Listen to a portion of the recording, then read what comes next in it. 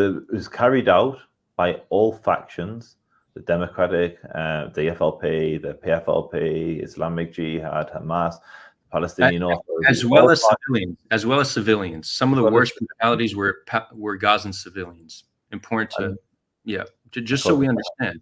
Yeah. So everyday civilians took advantage and did some of the most brutal things. I'm supporting your argument here, okay? And so you witness all of that. You then see overwhelming support for what they did by the Palestinian population. And your response is, I am hopeful for peace. So my question is, peace with who? Like, let's say Biden gets his way and there's a ceasefire tomorrow, and where they push hard for the two-state solution, which is what all Western leaders are pushing for. Or you get your way, you get a confederation. Who's involved in this? Is it the Palestinian Authority? Is it the 85% of the Palestinians that supported the massacre?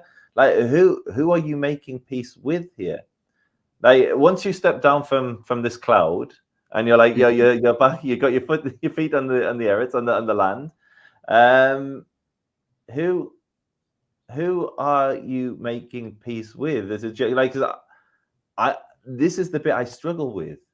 Is it the ones that were handing out the candy? Is it the ones that were slitting with the throat? Is it the ones that were beating the corpse? Who are you making peace with?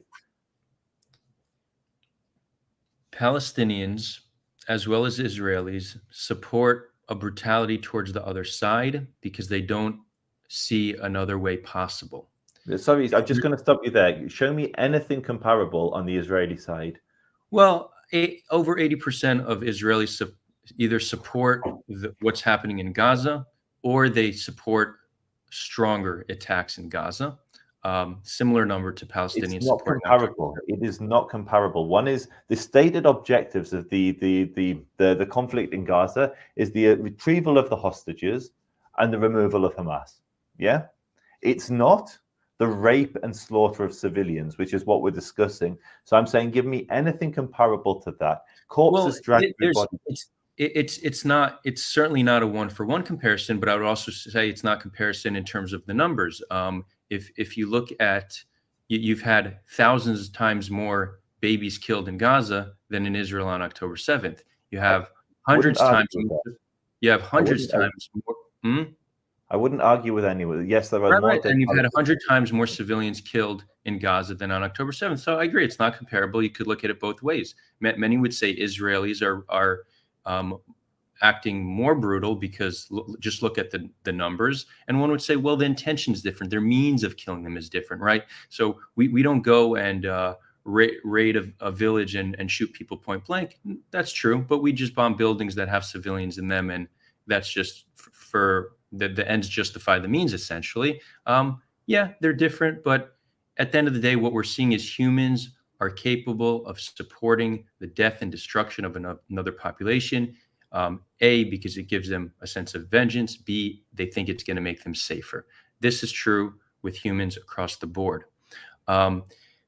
If we look at Palestinian public opinion throughout the years, it is constantly changing.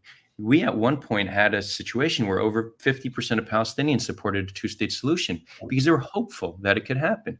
Hope has been lost since Oslo, and now that number is in the teens, right? So Palestinians have, after decades of despair, have become radicalized. If we can create hope, right? If Palestinians can see a path to living a good and prosperous life, the number of Palestinians supporting atrocities against Jews will decrease significantly.